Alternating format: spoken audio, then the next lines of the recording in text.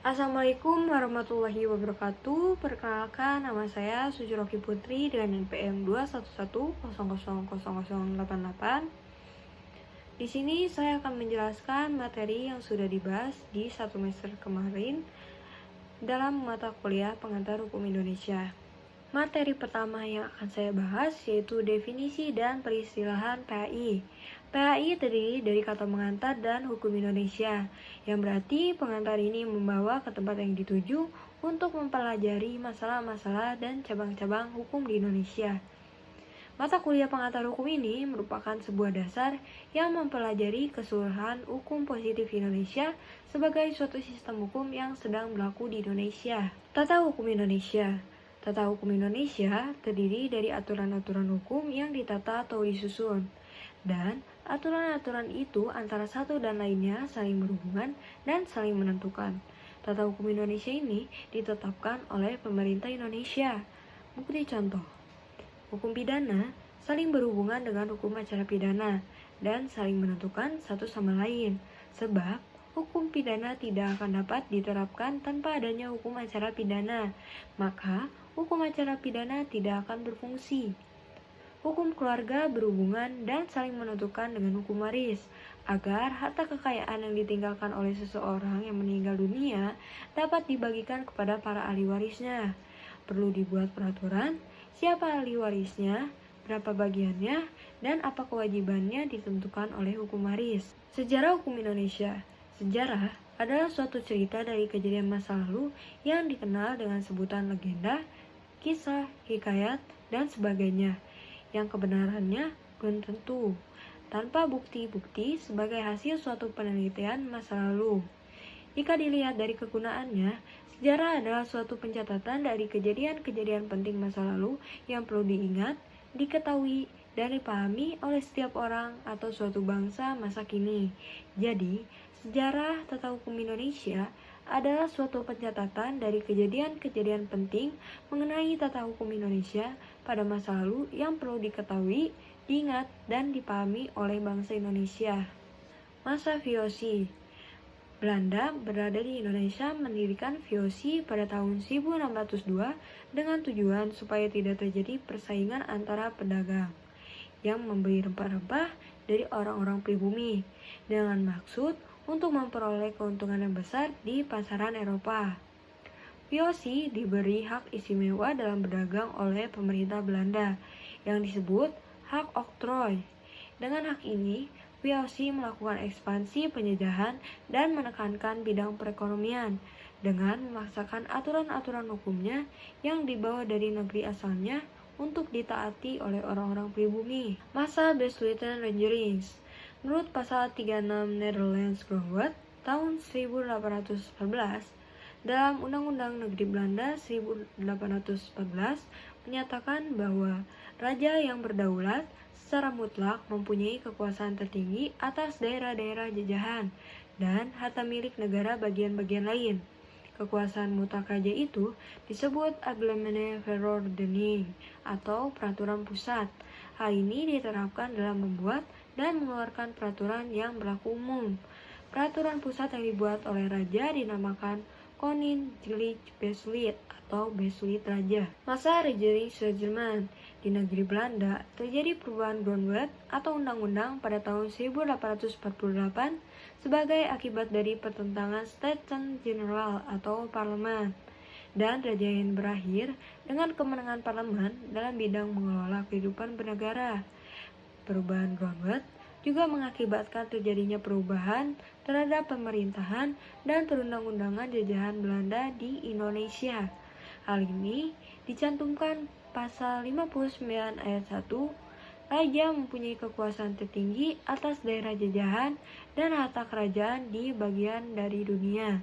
Ayat 2 dan 4, aturan tentang kebijaksanaan pemerintah ditetapkan melalui Undang-Undang Sistem Keuangan ditetapkan melalui undang-undang. Hal-hal lain yang menyangkut mengenai daerah-daerah jajahan dan harta diperlukan akan diatur melalui undang-undang. Masa Indie Staatsregering. Pada tanggal 23 Juni tahun 1925, Regering Reglement tersebut diubah menjadi Indian States Regering atau IS, atau Peraturan Ketatanegaraan Indonesia. Pada masa berlakunya IS, tata hukum yang berlaku di Hindia Belanda adalah pertama-tama yang tertulis dan yang tidak tertulis atau hukum adat, dan sifatnya masih pluralistis, khususnya hukum perdata. Hal tersebut tampak pada ketentuan pasal 131 IS yang juga menjelaskan bahwa pemerintah Hindia Belanda membuka kemungkinan adanya usaha untuk unifikasi hukum bagi ketiga golongan penduduk Hindia Belanda, yaitu Eropa, Timur Asing, dan pribumi yang ditetapkan dalam pasal 163 IS. Masa Osamu Seirei yang disebut Osamu Kanrei itu mengatur segala hal yang diperlukan untuk melaksanakan pemerintahan. Peraturan ini berlaku secara umum dan juga sebagai peraturan pelaksana. Isinya juga mengatur hal-hal yang diperlukan untuk menjaga keamanan dan ketertiban umum. Golongan Eropa, Timur Asing Cina, dan Indonesia.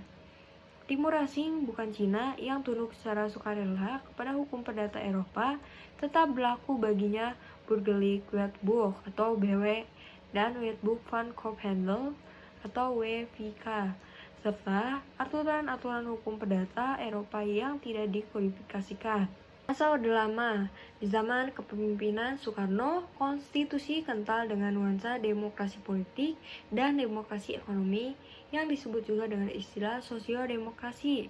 Pada tanggal 27 Desember 1949, Undang-Undang 1945 mengalami perubahan menjadi Undang-Undang RIS yang berlaku sampai dengan 17 Agustus 1950. Hukum yang dihasilkan pada masa demokrasi liberal pada tahun 1945 hingga 1959 bersifat responsif atau populistik. Salah satunya adalah Undang-Undang Nomor 7 Tahun 1953 yang mengatur tentang pemilihan umum.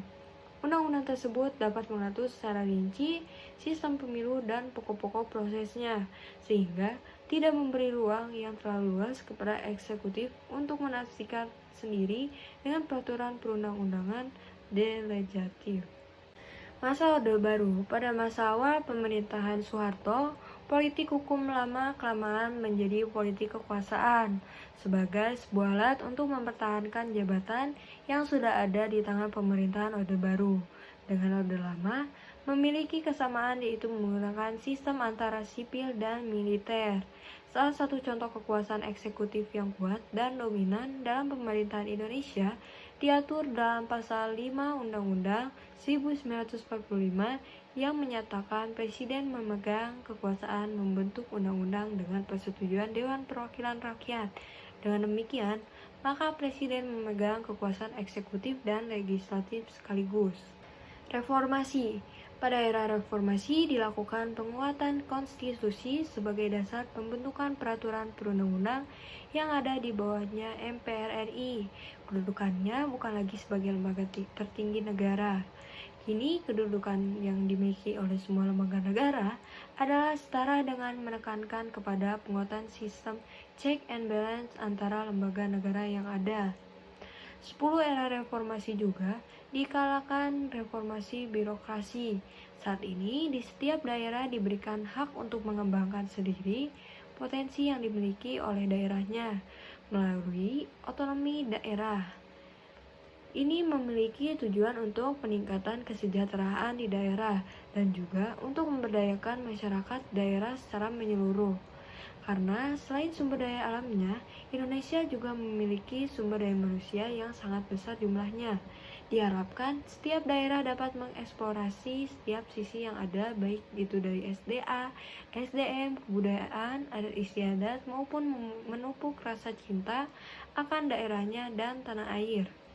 Sistem hukum Indonesia. Hukum bukanlah sekadar kumpulan atau penjumlahan peraturan-peraturan yang masing-masing berdiri sendiri, dikarenakan hubungannya yang sistematis dengan peraturan-peraturan hukum lain. Hukum merupakan sistem yang berarti hukum itu merupakan tatanan, merupakan satu kesatuan yang utuh, dan terdiri dari unsur-unsur yang saling berkaitan erat satu sama lain untuk mewujudkan tujuan hukum. Sistem hukum Eropa kontinental. Sistem hukum ini berkembang di negara Eropa daratan yang sering disebut sebagai civil law. Sebenarnya semula berasal dari kodifikasi hukum yang berlaku di Kekaisaran Romawi pada masa pemerintahan Kaisar Justinianus. Peraturan-peraturan hukumnya merupakan kumpulan dari berbagai kaidah hukum yang ada sebelum masa Justinianus yang kemudian disebut Corpus Juris Civilis. Dalam perkembangannya, prinsip-prinsip hukum yang terdapat pada Corpus Juris Civilis itu dijadikan dasar perumusan dan kodifikasi hukum di negara-negara Eropa daratan seperti Jerman, Belanda, Prancis, dan Italia. Juga Amerika Latin dan Asia termasuk Indonesia pada masa jajahan pemerintahan Belanda. Sistem hukum adat. Hukum adat adalah keseluruhan peraturan hukum yang berisi ketentuan adat istiadat seluruh bangsa Indonesia yang sebagian besarnya merupakan hukum yang tidak tertulis. Dalam keadaannya yang berbineka mengingat bangsa Indonesia terdiri dari ratusan suku bangsa yang masing-masing suku bangsa tersebut memiliki adat istiadat berdasarkan pandangan hidup masing-masing. Menurut Ridwan Halim, sistem hukum Islam itu bersumber dari wahyu Allah atau Al-Quran, sunnah Rasul atau hadis, dan ijtihad para ulama. Dengan demikian, dapat dipahami bahwa hukum Islam itu adalah hukum yang lebih tinggi bila dibandingkan dari hukum positif lainnya, seperti hukum pidana, hukum perdata, hukum agraria. Sebab, hukum ini bersumber dari akal budi atau rasio manusia, sedangkan hukum Islam bersumber dari wahyu Allah Subhanahu wa Ta'ala, yaitu Al-Quran, hadis, dan ijtihad. Penggolongan hukum Indonesia menurut bentuk. Yang pertama, hukum tertulis. Hukum tertulis yang dikodifikasikan, misalnya hukum pidana dalam kitab Undang-Undang Hukum Pidana, hukum perdata dalam kitab Undang-Undang Hukum Perdata, dan hukum dagang dalam kitab Undang-Undang Hukum Dagang. Hukum tertulis yang tidak dikodifikasikan, misalnya undang-undang yaitu merek, hak cipta, hak paten, kepailitan, arbitrase, perseroan terbatas, yayasan, koperasi, notaris, dan sebagainya. Yang kedua, hukum tidak tertulis.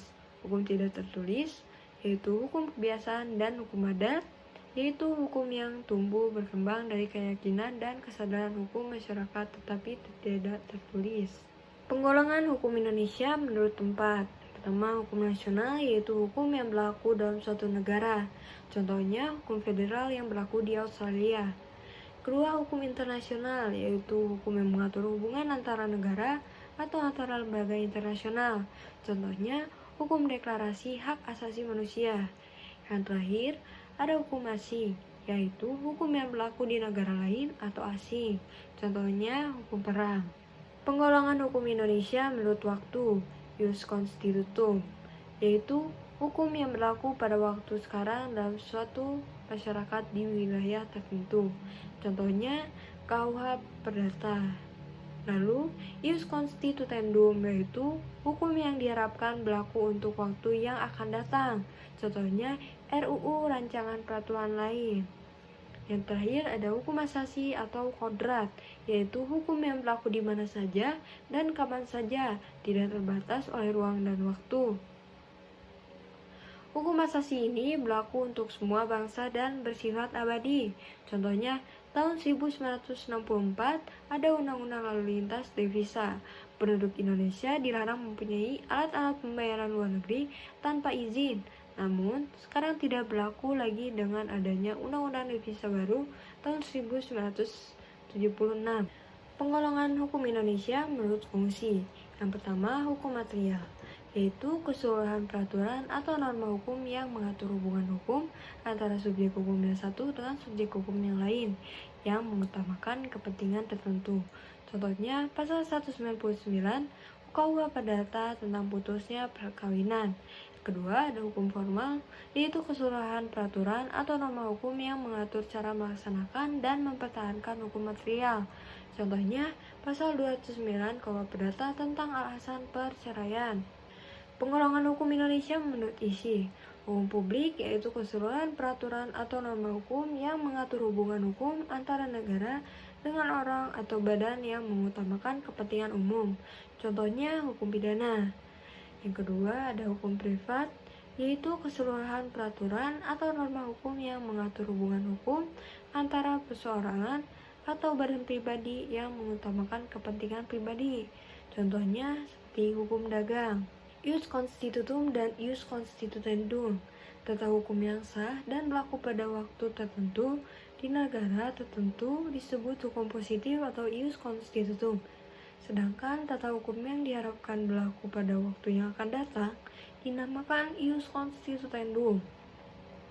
Ius constituendum dapat menjadi ius constitutum, dan ius constitutum dapat hapus dan diganti dengan ius constitutum yang baru, yang disesuaikan dengan kebutuhan masyarakat yang senantiasa berkembang. Sumber hukum. Sumber hukum merupakan segala sesuatu bentuk aturan yang menimbulkan sebuah sanksi apabila aturan tersebut dilanggar oleh perseorangan atau badan hukum maupun lembaga yang menjadi subjek hukum. Sumber hukum formal adalah sumber hukum yang dirumuskan peraturannya dalam suatu bentuk, karena bentuknya itu menyebabkan hukum berlaku umum, mengikat, dan ditaati. Sumber hukum material adalah sumber hukum yang menentukan isi hukum itu. Pancasila menjadi sumber hukum material Indonesia. Karena itu, setiap peraturan perundang-undang yang dibentuk tidak boleh bertentangan dengan Pancasila. Jika hukum pidana, dalam ilmu hukum pidana dikenal perbedaan antara ius punale dan ius puniendi. Terjemahan istilah ius punale adalah hukum pidana, sedangkan terjemahan ius puniendi adalah hak memidana. Dalam bahasa Latin, ius dapat diartikan sebagai hukum maupun hak. Hukum pidana dalam arti objektif atau ius poenale adalah sejumlah peraturan yang mengandung larangan-larangan atau keharusan-keharusan di mana terhadap pelanggarannya diancam dengan hukuman.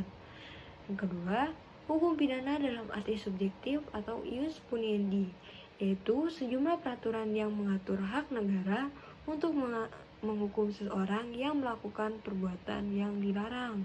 Hukum perdata. Istilah perdata berasal dari bahasa Sanskerta yang berarti warga, pribadi, dan sipil. Hukum perdata berarti peraturan mengenai warga, pribadi, dan sipil berkenaan dengan hak dan kewajiban. Menurut Abdul Qadir Muhammad, bahwa hukum perdata adalah segala peraturan hukum yang mengatur hubungan hukum antara orang satu dan orang lain. Peraturannya merupakan serangkaian ketentuan mengenai ketertiban. Peraturan itu ada yang tertulis seperti undang-undang dan ada juga tidak tertulis seperti hukum adat. Hubungan hukum adalah hubungan yang diatur oleh hukum. Hubungan yang diatur oleh hukum itu adalah hak dan kewajiban warga, pribadi yang satu terhadap warga, pribadi yang lain dalam hidup bermasyarakat. Hukum tata negara. Hukum tata negara adalah terjemahan dari bahasa Belanda yaitu Staatsrecht. Staat yang berarti negara-negara, sedangkan Recht berarti hukum. Dalam Kepustakaan Indonesia diartikan menjadi hukum tata negara. Hukum tata negara mengatur negara dalam keadaan diam, karena hanya mengatur bentuk, susunan negara, dan alat perlengkapannya beserta susunannya, tugas dan wewenangnya. Tidak mengatur bagaimana cara bekerja alat-alat perlengkapan negara itu dalam melaksanakan tugasnya.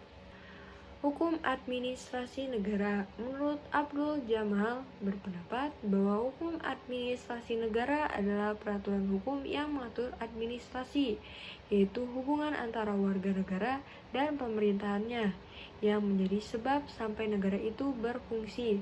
Hukum administrasi negara itu mengatur negara dalam keadaan bergerak. Hukum tata negara dan hukum administrasi negara merupakan dua jenis hukum yang dapat dibedakan, yakni hukum tata negara mengatur negara dalam keadaan diam, sedangkan hukum administrasi negara mengatur negara itu dalam keadaan bergerak. Akan tetapi, kedua hukum tersebut tidak dapat dipisahkan secara tajam karena hukum administrasi negara merupakan tambahan atau perpanjangan dari hukum tata negara. Hukum acara pidana. Hukum acara pidana disebut juga hukum pidana formal. Hukum acara pidana adalah himpunan ketentuan-ketentuan tentang tata cara menyidik atau mengusut, menuntut, dan mengadili orang yang dianggap melanggar suatu ketentuan dalam hukum pidana. Menurut Suhadi, bahwa hukum acara pidana adalah hukum yang mengatur bagaimana cara melaksanakan hukum pidana, mulai dari timbulnya persangkaan, adanya suatu perbuatan pidana atau tindak pidana, sampai dengan pelaksanaan putusan. Asas-asas hukum acara pidana ada asas legalitas, asas peradilan cepat, sederhana dan berbiaya ringan, asas praduga tak bersalah, asas oportunitas, asas pemeriksaan pengadilan terbuka untuk umum, asas perlakuan yang sama di depan hakim, asas pemeriksaan yang langsung dan lisan, asas bantuan hukum, asas ganti rugi dan rehabilitasi, dan asas kepastian jangka waktu penahanan. Hukum acara perdata. Hukum acara perdata atau disebut juga hukum perdata formal merupakan peraturan hukum yang mengatur tentang bagaimana cara-cara mempertahankan hukum perdata material di persidangan. Oleh karena itu, diharapkan dengan adanya hukum acara perdata, maka jika ada pihak-pihak yang bersengketa dapat memulihkan hak-haknya yang telah dirugikan oleh pihak lain melalui pengadilan, tidak main hakim sendiri. Asas hukum acara perdata. Ada asas hakim bersifat menunggu, asas hakim bersifat pasif, asas persidangan bersifat terbuka, asas mendengar kedua belah pihak, asas putusan harus disertai alasan-alasan, asas beracara dikenakan biaya, asas tidak ada keharusan mewakilkan, asas prinsip persidangan harus majelis, asas prinsip hakim aktif memberi bantuan, asas peradilan dilakukan demi keadilan berdasarkan ketuhanan yang Maha Esa. Hukum dagang. Dagang atau niaga adalah terjemahan dari istilah handel dalam bahasa Belanda yang oleh beberapa penulis diterjemahkan dalam istilah dagang, niaga atau perniagaan, sehingga handelszaak diterjemahkan sebagai hukum dagang, hukum niaga atau hukum perniagaan. Kaidah hukum dagang sebenarnya merupakan kebiasaan di antara orang-orang yang muncul dalam pergaulan di bidang perdagangan. Perdagangan atau perniagaan pada umumnya adalah pekerjaan membeli barang dari suatu tempat atau pada suatu waktu dan menjual barang itu di tempat lain atau pada waktu yang berikut dengan maksud memperoleh keuntungan.